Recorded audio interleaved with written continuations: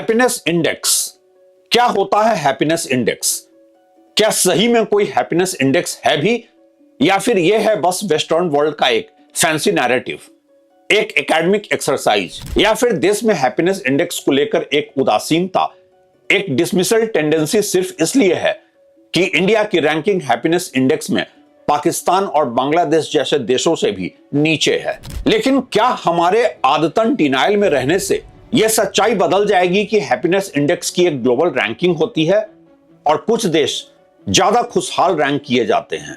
बात यहां सिर्फ वेल्थ और प्रोस्पेरिटी की नहीं है, और अगर ऐसा होता तो वेल्दी कैपिटलिस्ट सोसाइटी ज्यादा हाई रैंक किए जाते उन देशों की तुलना में जो ज्यादा मेटेरियलिस्टिक या शो ऑफ वाले नहीं माने जाते हैं। आखिर क्यों है इंडिया की हैप्पीनेस रैंकिंग गरीब और पिछड़े देशों से भी नीचे? आज जरूरत डिनाइल में रहने की है या फिर आत्म मंथन की? क्यों है फिनलैंड जैसे कुछ देश ज्यादा हैप्पी, और क्या हम उन देशों से कुछ सीख भी सकते हैं? सबसे अहम सवाल तो ये कि क्या आम लोगों की हैप्पीनेस है भी इंडिया की प्रायोरिटी, और हम कुछ सीखना चाहते भी हैं ग्लोबल बेस्ट प्रैक्टिसेज में?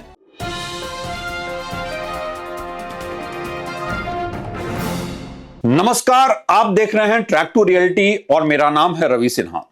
हैप्पीनेस इंडेक्स को लेकर आप लोगों ने अक्सर ही सुना होगा कि ग्लोबल हैप्पीनेस इंडेक्स में इंडिया की रैंकिंग बहुत नीचे है, और शायद इसलिए हमारे मेन स्ट्रीम नैरेटिव में ना तो इस बात पर ज्यादा चर्चा होती है और ना ही यह एक्सेप्ट किया जाता है कि हैप्पीनेस इंडेक्स सही मायनों में एक देश की प्रॉस्पेरिटी है और खुशहाल लोग देश के असेट हैं। हैप्पीनेस इंडेक्स को तब और भी ज्यादा डिसमिस कर दिया जाता है जब इंडिया की रैंकिंग पाकिस्तान और बांग्लादेश से भी नीचे होती है। क्या हैप्पीनेस इंडेक्स सच में ही एक इंटरनेशनल कॉन्स्पिरेसी है इंडिया के खिलाफ, जैसा कि पॉलिटिकल लेवल पर अक्सर ही अपने डिफेंस में दावा किया जाता है? कहीं यह हैप्पीनेस इंडेक्स इंडिया का सावर ग्रेप्स, खट्टे अंगूर तो नहीं है? आखिर क्या होती है हैप्पीनेस इंडेक्स, और कैसे मेजर किया जाता है कि कौन से देश ज्यादा हैप्पी हैं और कौन से कम? क्या है भी ऐसा कोई मैट्रिक्स जो लोगों की इंटरनल फीलिंग को एक्सप्रेस कर सके, एक बेंचमार्किंग के तौर पर माप सके लोगों की खुशी की फीलिंग को, पढ़ सके नागरिकों के मनोविज्ञान को?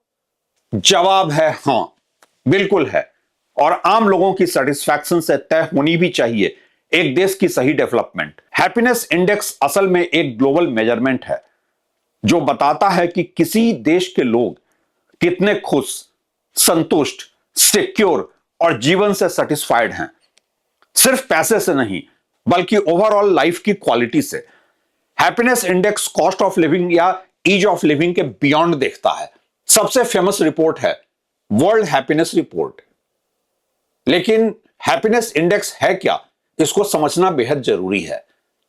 आज इस वीडियो में हम इसे आसान भाषा में समझते हैं, और हां, आप लोगों ने अगर अभी तक इस चैनल को सब्सक्राइब नहीं किया है तो कृपया सब्सक्राइब कर लें।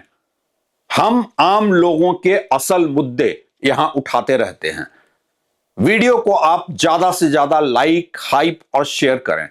सबसे पहले तो आप यह समझ लें कि हैप्पीनेस इंडेक्स जीडीपी या वेल्थ क्रिएशन से कनेक्टेड भी है और अलग भी है।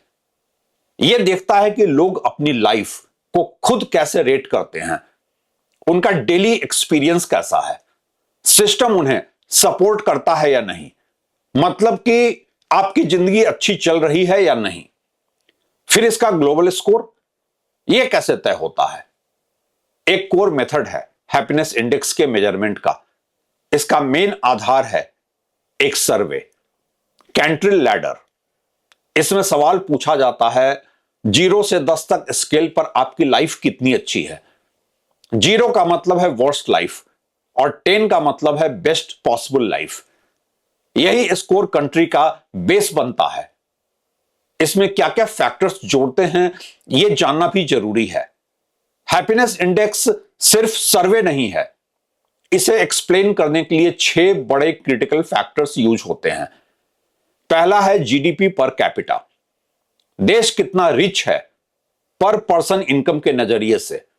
दूसरा है सोशल सपोर्ट, मुश्किल में आपके साथ कोई है या नहीं, family, friends, social support system. तीसरा है हेल्दी लाइफ एक्सपेक्टेंसी, लोग कितने हेल्दी और लॉन्ग लाइफ जीते हैं। चौथा फैक्टर है freedom to make life choices, अपने फैसले खुद ले सकते हो या नहीं। पांचवा है जेनरोसिटी, लोग डोनेट या हेल्प करते हैं या समाज को लेकर उदासीन हैं। छठा फैक्टर है परसेप्शन ऑफ करप्शन, सिस्टम पर ट्रस्ट है या नहीं। मतलब कि हैप्पीनेस इंडेक्स बताता है कि सिर्फ पैसा नहीं, बल्कि health plus freedom plus trust plus relationship plus generosity, ये सब मिलकर बनते हैं हैप्पीनेस। इसे रियल वर्ल्ड से ऐसे समझें कि फिनलैंड कई सालों से नंबर 1 रहता है, जबकि फिनलैंड ना तो सबसे रिच कंट्री है और ना नेचुरल रिसोर्सेज में बहुत आगे है। फिर क्यों है फिनलैंड हैप्पीनेस इंडेक्स में नंबर 1? वजह है स्ट्रॉन्ग सोशल सपोर्ट, लो करप्शन, वर्क लाइफ बैलेंस, लोग सरकार और सिस्टम पर भरोसा करते हैं, हेल्थ केयर और एजुकेशन फ्री या अफोर्डेबल होता है, इनइक्वालिटी कम है, मेंटल स्ट्रेस कम है और लोगों को सर्वाइवल की चिंता नहीं है। हालांकि ऐसा नहीं है कि फिनलैंड हैप्पीनेस इंडेक्स में नंबर 1 है तो वहां सब कुछ परफेक्ट है। वहां भी एक्सट्रीम कोल्ड वेदर से लेकर हाई टैक्स तक का चैलेंज है, लेकिन फिर भी सिस्टम और उस सिस्टम का सपोर्ट ऐसा है कि लोग खुश हैं। दुनिया के कई देश जहां की हैप्पीनेस इंडेक्स हाई है, वहां सोशल सिक्योरिटी ही एक लेवल पर पब्लिक मॉरलिटी से जुड़ी हुई है।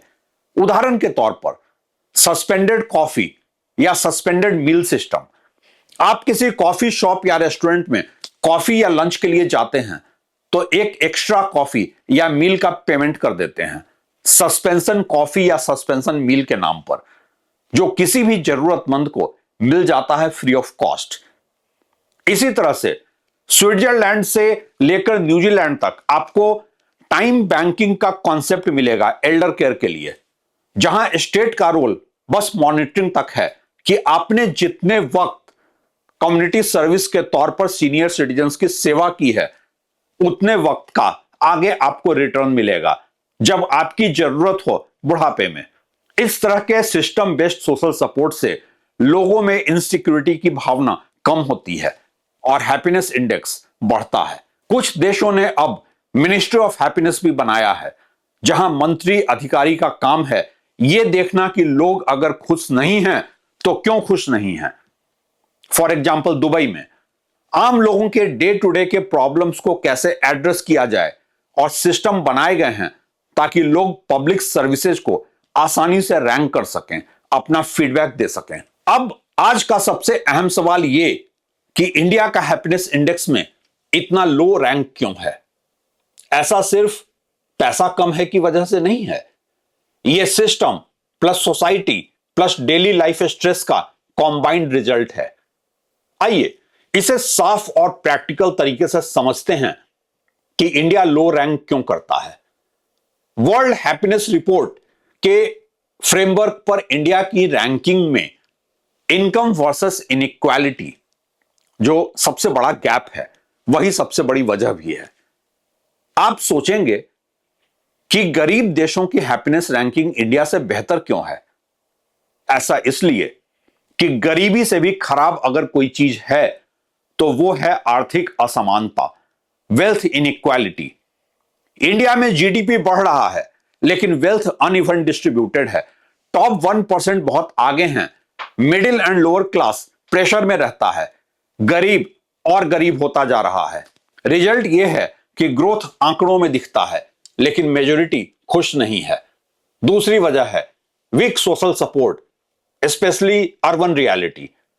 फैमिली सिस्टम ट्रेडिशनली स्ट्रांग था, लेकिन सिटीज में आइसोलेशन, न्यूक्लियर फैमिलीज, माइग्रेशन की वजह से मुश्किल समय में सपोर्ट कम मिलता है।